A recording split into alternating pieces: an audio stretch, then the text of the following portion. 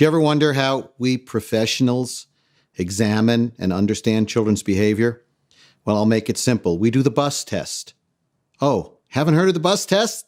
Let me tell you about it.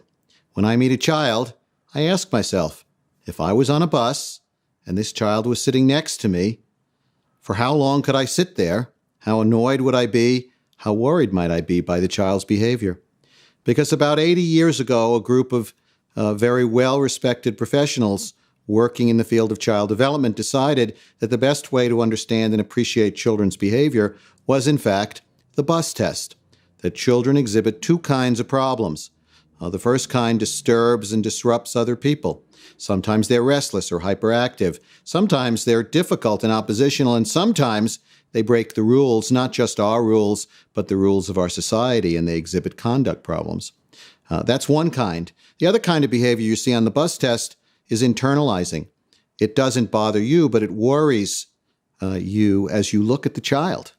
And that child may be unhappy or depressed, may be worried or anxious, may experience social learning problems or other kinds of difficulties that are experienced inside the child as painful or disruptive, but that really don't bother the adults around them. So that's what I do.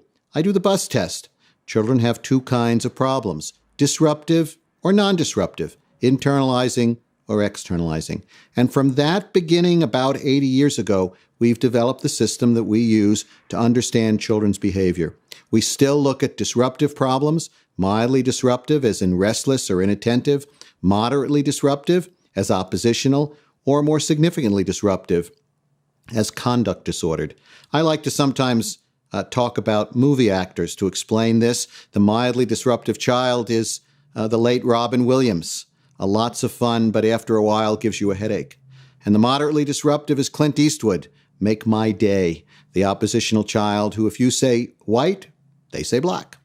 And finally, the more disruptive conduct-impaired child who exemplifies the behavior of James Dean, a rebel without a cause, as it were. So the next time you're struggling to understand your children, a problem, a behavior, a challenge your child experiences, do the bus test. Ask yourself, is this a problem that disturbs me or disturbs the child? That's a good place to start. I'm Dr. Sam Goldstein for Common Sense Science.